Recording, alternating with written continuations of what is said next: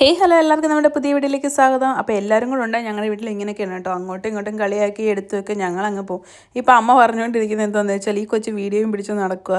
ഒത്തിരി നാളായിട്ട് വീഡിയോസൊക്കെ ഇടുന്ന ഇതുവരെ ഒന്നും കിട്ടിയില്ല, എന്തോ ഈ യൂട്യൂബ് ചാനൽ അങ്ങനെ ഇങ്ങനെ എന്നൊക്കെ ചോദിച്ച് ശരിക്കും അമ്മയ്ക്ക് അറിയാം, പക്ഷേ എങ്കിലും ചുമ്മാ എന്നെ കളിയാക്കിക്കൊണ്ടിരിക്കുക കേട്ടോ. ഞങ്ങളെല്ലാവരും കൂടെ കൂടിയാൽ ഇതൊക്കെയാണ് അവസ്ഥ.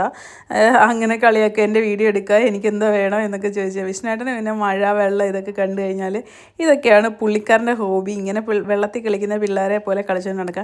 അമ്മ അവിടെ നിന്ന് വഴക്ക് പറയുന്നുണ്ട്, ഇനി അടുത്ത പനിയും പിടിപ്പിച്ചുകൊണ്ട് പോയി എതിലേ പോയാലും 4 പനിയും തുമ്മലും ചുമയൊക്കെയാ അങ്ങനെ ഇങ്ങനെ എന്നൊക്കെ പറഞ്ഞ് ഞങ്ങളെ വഴക്ക് പറഞ്ഞുകൊണ്ടിരിക്കുക. ഒരു കണക്കിന് മഴ ദൂരുന്നില്ല കേട്ടോ. ഈശാൻകുട്ടനെ അക്ഷരം പഠിക്കാൻ വിടുകയും വേണം. പിന്നെ വെല്ലിച്ചൻ പറഞ്ഞു കാറെ കൊണ്ടുവിടാമെന്ന് പറഞ്ഞിട്ട് ഞങ്ങൾ കാറിൽ പോകാനായിട്ട് ഈശാൻകുട്ടൻ അതേ കയറി ഇരിക്കുവാണ്.